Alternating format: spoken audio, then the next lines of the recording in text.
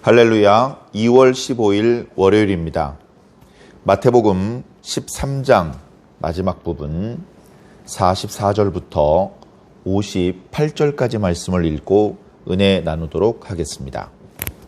천국은 마치 밭에 감추인 보화와 같으니 사람이 이를 발견한 후 숨겨두고 기뻐하여 돌아가서 자기의 소유를 다 팔아 그 밭을 사느니라. 또 천국은 마치 좋은 진주를 구하는 장사와 같으니 극히 값진 진주 하나를 발견하매 가서 자기의 소유를 다 팔아 그 진주를 사느니라. 또 천국은 마치 바다에 치고 각종 물고기를 모는 그물과 같으니 그물에 가득하매 물가로 끌어내고 앉아서 좋은 것은 그릇에 담고 못된 것은 내버리느니라. 세상 끝에도 이러하리라. 천사들이 와서 의인 중에서 악인을 갈라내어 풀무불에 던져 넣으리니 거기서 울며 이를 갈리라. 이 모든 것을 깨달았느냐 하시니 대답하되 그러하오이다. 예수께서 이르시되 그러므로 천국의 제자된 서기관마다 마치 새 것과 옛 것을 그 곳간에서 내오는 집 주인과 같으니라. 예수께서 이 모든 비유를 마치신 후에 그곳을 떠나서 고향으로 돌아가사 그들의 회당에서 가르치시니 그들이 놀라 이르되 이 사람의 이 지혜와 이런 능력이 어디서 났느냐? 이는 그 목수의 아들이 아니냐? 그 어머니는 마리아, 그 형제들은 야고보, 요셉, 시몬, 유다라 하지 않느냐? 그 누이들은 다 우리와 함께 있지 아니하냐? 그런즉 이 사람의 이 모든 것이 어디서 났느냐 하고 예수를 배척한지라. 예수께서 그들에게 말씀하시되 선지자가 자기 고향과 자기 집 외에서는 존경을 받지 않음이 없느니라 하시고 그들이 믿지 않음으로 말미암아 거기서 많은 능력을 행하지 아니하시니라. 아멘. 명절 연휴를 끝내고 이제 새로운 일상입니다.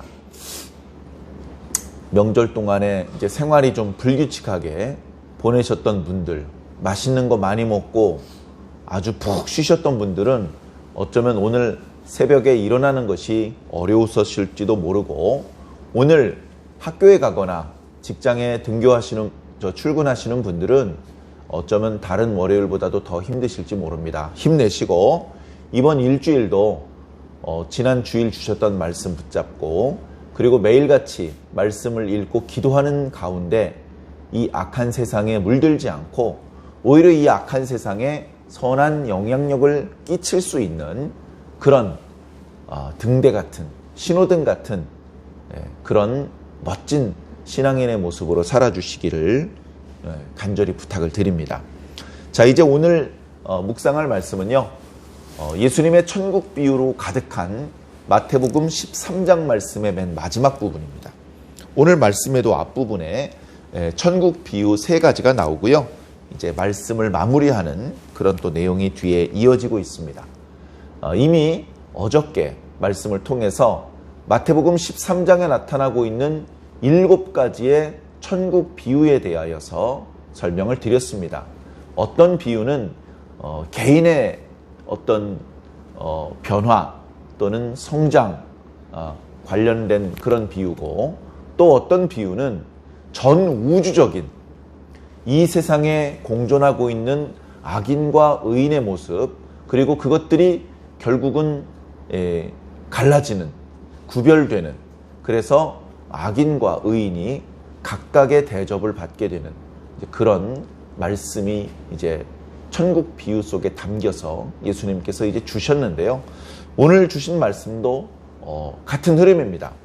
먼저 주신 밭에 감추인 보화의 내용은요. 이 보화는 예수 그리스도고요. 그리고 천국 복음입니다. 이 예수 그리스도의 가치는 그죠? 복음의 핵심은 예수님이잖아요.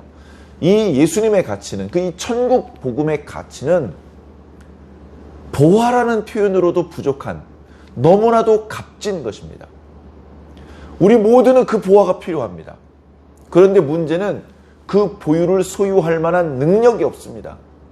우리는 죄인으로서 천국에 들어갈 만한 자격이 없습니다. 그런 안타까운 현실이죠. 자, 그런데 우리는 그 보화의 값을 다 지불하고 그 보화를 소유할 수는 없지만 밭은 소유할 수 있습니다. 내가 가지고 있는 소유를 다 헌신을 하면 그러면 밭은 소유할 수 있고 밭과 함께 보화도 소유를 할 수 있게 되는 것이죠. 그래서 이 비유는 우리가 하나님 나라에 들어가기 위해서 예수라는 보화를 내 것으로 만들어야 되는데 그러기 위해서는 내가 가지고 있는 모든 것들을 헌신해야 된다. 주님께 다 걸어야 된다. 올인해야 된다. 그냥 양다리 걸치기, 행운에 아니면 도매금으로 저 천국 가는 사람 친구니까 이런 방법으로는 천국을 유업으로 받을 수 없습니다. 내가 직접 그 천국을 얻기 위해서 내가 쏟을 수 있는 모든 노력을 다 쏟아야 됩니다. 자기 소유를 다 팔아야 됩니다. 그 천국을 얻기 위해서, 그 예수님을 얻기 위해서. 자, 이어지는 6번째 비유도 비슷한데요. 천국은 마치 좋은 진주를 구하는 장사와 같다. 여기서 장사는 그저 시장에서 한 귀퉁이를 차지하고 물건을 내다 파는 그런 상인이 아니고요. 먼 지역을 오고 가며 진귀한 물건을 찾는 그런 대상을 말합니다. 그런데 이 상인은 이제 극히 귀한 진주를 찾는 그런 상인이었습니다.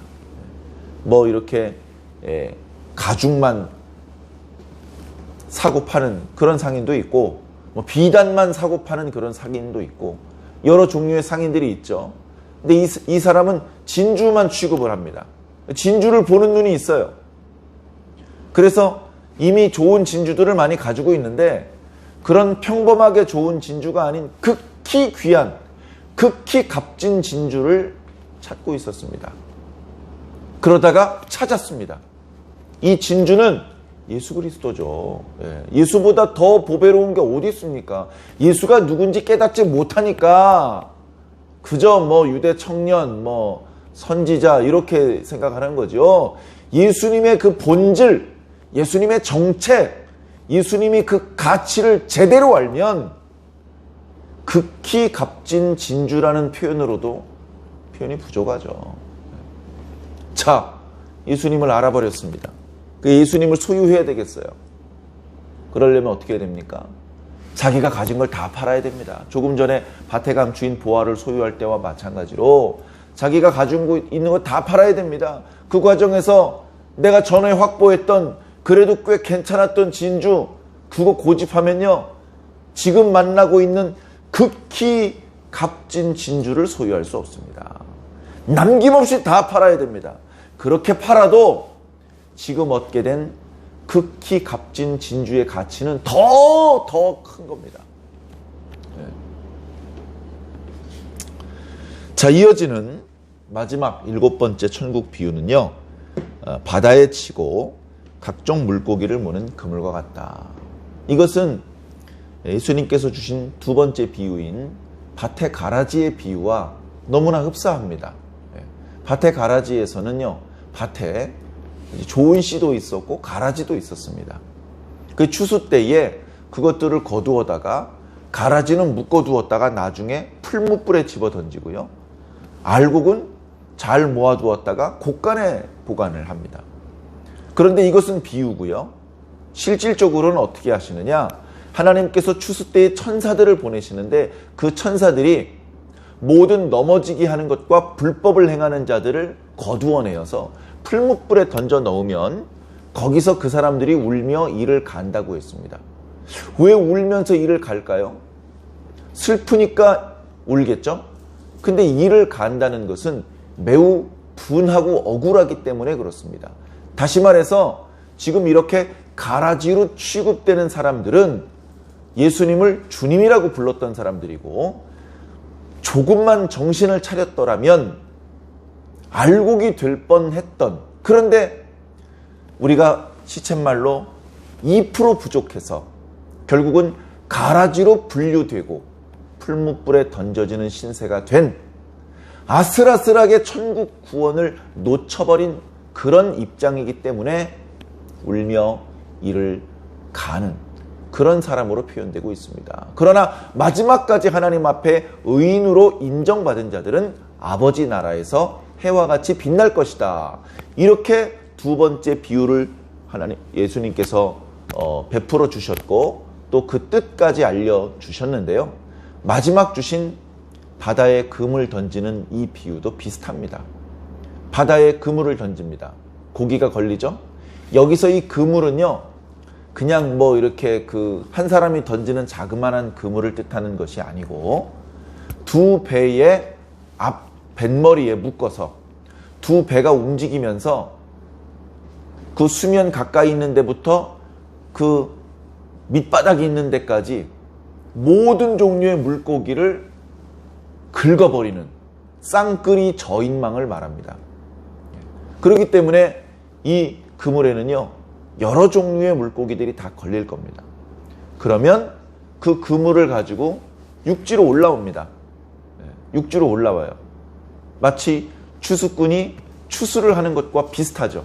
추수꾼은 알곡과 가라지를 구별하는데 이 비유에서는 잡혀온 물고기 중에 좋은 것과 못된 것을 구별을 합니다.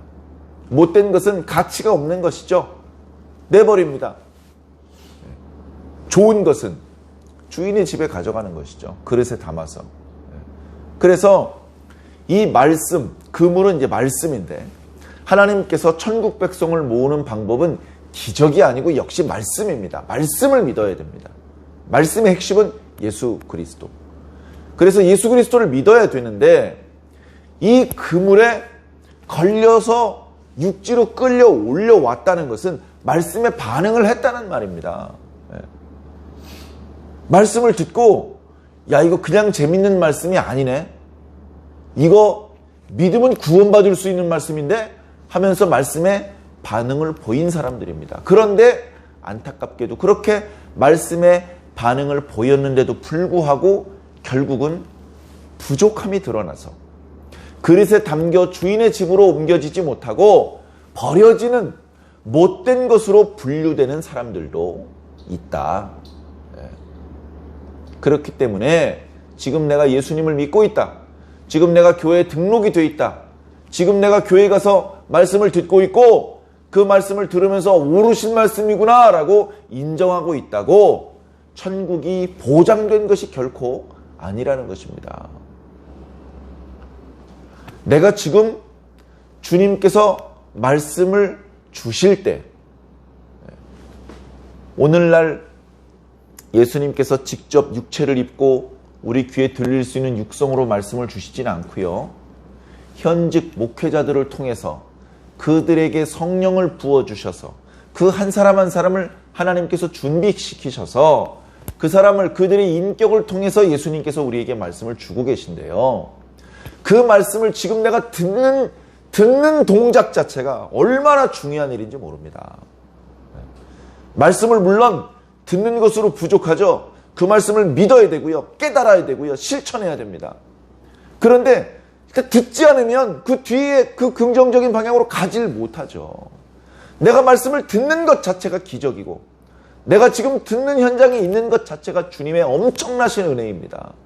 나를 여기까지 이끌어오기 위해서 지금 이렇게 말씀이 선포되는 현장에 나를 두기 위해서 주님께서 얼마나 많은 노력을 기울이셨을까요? 나를 움직이셔야 되고 저 목회자를 움직이셔야 되고 그 말씀 전하는 현장이 준비되어야 되고 하루 이틀도 아니고 매우 오랜 시간 동안 내가 지금 여기서 말씀을 듣게 하기 위해서 주님께서 쏟으신 노력은 내가 주님을 위해서 쏟은 노력에 비하면 너무나 크십니다. 우리는 아무리 노력하고 헌신해도 주님께서 우리를 사랑하셔서 우리를 위해서 쏟으신 그 노력에 비하면 아무것도 아니죠. 자랑할 바가 못 됩니다. 우리는 많이 빚어도 감사밖에는 없고요. 자기 자랑할 시간에 겸손해야 될 것입니다. 자, 이렇게 귀중한 천국 복음의 말씀을 주셨으니 우리는 이 말씀을 귀중히 여기시기 바랍니다. 그리고 이 말씀이 우리에게 요구하는 그 모습을 우리는 갖추어 나가야 할 것입니다. 예수님께서 이 여러 가지 비유를 말씀하신 이후에 제자들에게 물어보셨습니다. 너희들 이제 이 모든 것들을 깨달았느냐? 오늘 7가지나 천국에 대한 비유를 너희들한테 알려줬지? 특히 저들에게는 천국 비밀에 대한 것들이 허락이 안 돼 있기 때문에 저들에게는 알려주지 않았던 엑기스와 같은 그런 부분도 너희들에게는 아낌없이 전수해 주었지? 너희들 이것들을 이제 좀 깨닫겠니? 어쩌면 이때는 그 제자들의 깨달음이 충분하지 않았을지 모릅니다. 약간 부족하고 약간 부분적이었을지 모릅니다. 그러나 주님께서 자세하게 그 비유에 의미하는 말을 설명해 주신 것까지 들었기 때문에 주님 설명해 주시니까 알겠습니다. 그렇게 이제 대답을 했죠. 주님께서는 천국의 제자된 서기관마다 그렇게 예수님께 천국 비유에 대한 말씀을 듣고 설명까지 들은 제자들을 가리켜 천국의 제자된 서기관이라고 표현을 하셨습니다. 서기관, 도서관 관장이라고 생각해 보시면 좋습니다. 그 도서관에서 어떤 책을 빌리려고 이런 책 없나요? 그 책 우리 도서관에 있습니다. 곧 찾아드리겠습니다 하면서 서가에서 재빨리 책을 찾아주는 도서관 사서라고 생각을 해보시면 좋을 것 같습니다. 자, 구원을 받아야 될 하나님의 잃어버린 영혼이 지금 말씀이 선포되는 현장에 왔습니다. 그러나 아직 예수님에 대해서 잘 몰라요.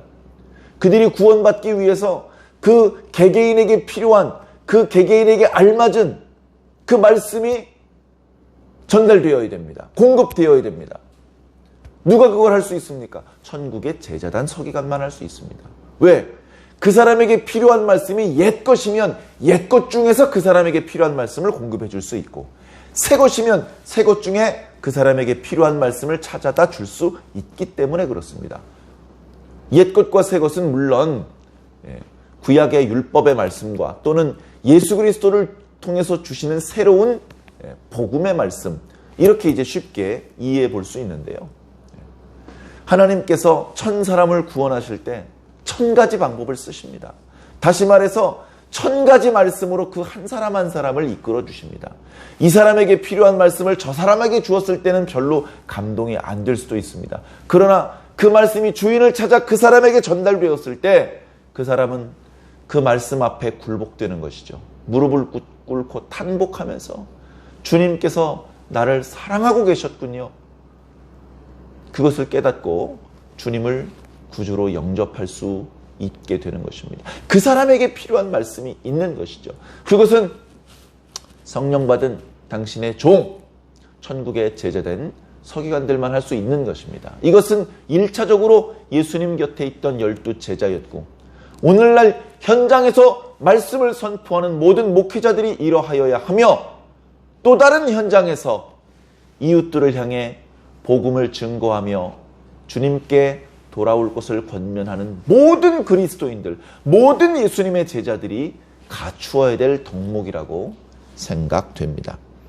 예수님께서는 이렇게 여러 비유의 말씀을 전하신 이후에 고향으로 돌아가셨습니다.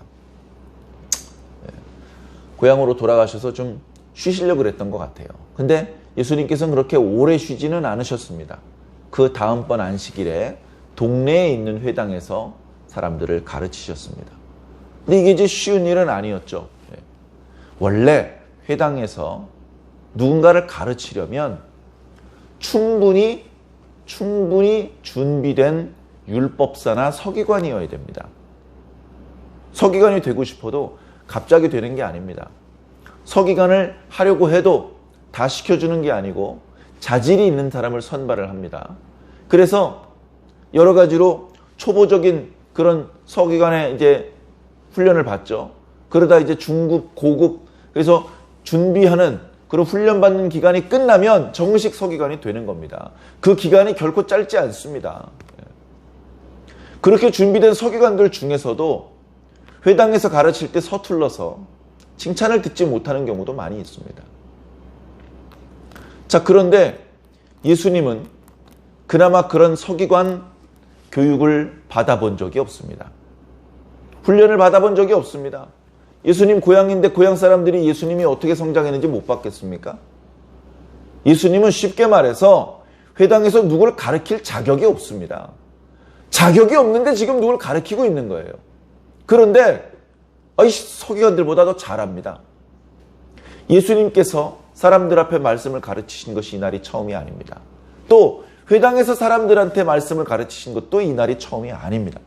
그러나 다른 지역에서는 사람들이 듣고 이 사람은 말씀을 전하는 게 권세가 있다. 회당에서 말씀을 가르치는 서기관들하고는 차원이 달라. 이렇게 예수님의 권위를 인정하고 예수님의 추종자가 되곤 했었는데 고향에서는 사람들이 놀라긴 하지만 이 놀라는 것은 예수님의 추종자가 되는 과정이 아니고 예수님을 배척하는 과정이었습니다. 야 임마, 너 자격도 없는 놈이 왜 회당에서 누굴 가르치려고 그래? 예수님을 무시하기 위한 놀람이었습니다. 깜도 안 되는 놈이 가르치고 있네. 깜짝 놀랐어요. 오늘 우리 회당에서 율법을 가르쳐 주실 분이 계십니까? 회당장이 그렇게 물어보면 누구든지 유대인 남자는 회당에서 가르칠 자격이 있었지만 실질적으로는 충분히 훈련받은 서기관들이나 율법사들이 회당에서 율법을 읽고 강론을 하곤 했거든요. 근데 갑자기 예수님이 손을 번쩍 들고 벌떡 일어난 겁니다. 그래서 놀랐다는 겁니다. 야 인마, 너 저 목수의 아들이잖아. 너 어머니 말해야지. 네 동생들 이름 우리 다 알아. 네 누이들 우리 집안 며느리로 들어와서 지금 와가지고 좀 같이 살고 있는데 우리가 너를 뻔히 아는데 뭐 하는 거야 너? 이러면서 예수님을 배척했다. 이 배척했다는 표현이요, 그냥 마음속으로 무시했다는 것이 아닙니다. 이게 강대상 앞에 서 있으면요, 끌어내렸다는 뜻입니다. 끌어내려가지고 이렇게 가슴팍 어깨 쭉지를 아주 심하게 밀어서 넘어질 정도로 그렇게 밀치면서 야 인마 너 지금 뭐 하는 거야? 이렇게 대접을 했다는 겁니다. 여러분, 예수님이 잘못한 게 있더라도요, 그런 대접을 받으면 아주 불쾌합니다. 근데 잘못한 게 없어요. 예수님이 뭐가 잘못했습니까? 하나님의 아들이라는 그런 얘기를 꺼내지 않더라도 유대인 남성이면 자격이 있는 것이고, 그리고 율법을 읽어서 이렇게 강론을 할 때 서기관들보다 잘했잖아요. 뭐가 그렇게 불만이 많습니까? 끝끝내 그들은 예수님을 배척하고 믿지 않았습니다. 예수님께서 그들에게 이렇게 말씀하셨죠. 선지자가 자기 집, 자기 고향 외에서는 존경을 받지 않는 곳이 없다. 세례자 요한의 제자들이 찾아왔을 때 인자를 보고 실족하지 않는 자 복이 있다라고 말했던 것이 생각납니다. 예수님의 겉모습은요, 이게 메시아야 싶은 모양이죠. 그러나 겉모습은 중요하지 않습니다. 그 속에서 역사하시는 영이 무엇인가에 따라 달라지는 것이죠. 그래서 맨 마지막 구절에 보니까 그들이 믿지 않기 때문에 예수님께서 거기서는 능력을 행하지 않으셨다라고 말씀하고 있습니다. 능력을 행하실 수 있는 그 능력이 있는데 그 능력을 그들을 위해서는 쓰지 않으셨다는 것이죠. 오늘 우리들의 믿음을 한번 살펴보시기 바랍니다. 오늘 우리들의 믿음이 어떻습니까? 오늘 우리들의 믿음이 어떤 수준입니까? 우리가 믿는 그 믿음의 goal, 믿음의 목표, 믿음의 타겟이 무엇입니까? 강단에서 설교하는 자의 연륜입니까? 보니까 저 40도 안 돼 보이는 어린 병아리 같은 사람이 무슨 말씀을 전할 수 있겠어? 머리가 그래도 허해야지. 목소리가 말이 너무 빠르고 잘 흥분을 하는구만.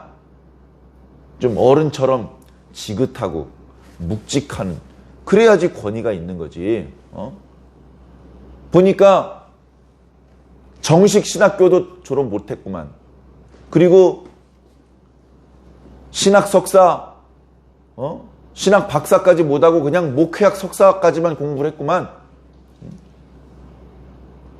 안수 받은 지가 몇 년 안 됐구만. 나이는 많은데. 입고 있는 옷이 명품 양복이 아니구만. 뭐 이런 거 보시는 겁니까?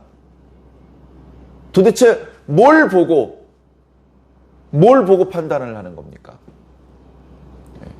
다 그런 건 아니겠지만요. 우리는 은연중에 그렇게 눈에 보이는 부분을 가지고 중요한 판단을 내리려고 할 때가 많습니다.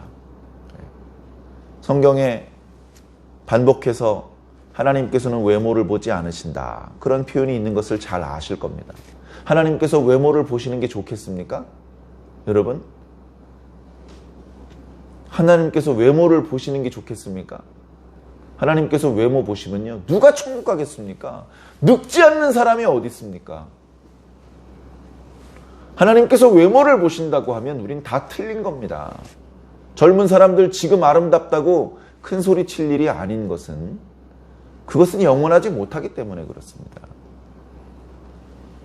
하나님께서 외모를 보지 않으시는 것이 너무나 감사하다면 우리가 예수님을 외모로 보면 안 됩니다. 우리가 지금 현재 내 앞에서 말씀을 전하는 그 주의 종의 외모를 보지 마십시오. 그의 학력을 보지 마십시오. 그 목사님이 유튜브 채널을 하는데 뭐 구독자가 몇 명 안 됩니까? 구독자 숫자로 판단하지 마십시오. 그런 걸로 판단하면 예수님은 부적격입니다. 그러다가 예수님 배척하는 거예요. 어느 목사가 시작하면서부터 연륜이 있는 목회 30년 차 목사가 어디 있습니까? 시작할 땐 1년 차예요. 어느 목사님이든지. 그 속에서 역사하시는 영이 어떤 영인지 살펴보시기 바랍니다. 그리스도의 영인지 적그리스도의 영인지 그거는 분별 못하면서 겉모습에 발목이 잡히면 정말 중요한 것을 얻지 못할지도 모르거든요. 이번 일주일 동안 우리는 계속해서 마태복음 14장과 15장 말씀을 묵상하게 될 것입니다. 어떤 부분은 익숙한 말씀도 있을 것이고 어떤 부분은 여전히 우리 마음속 깊은 곳으로부터 잘 받아들여지지 않는 부분이 있을지도 모릅니다.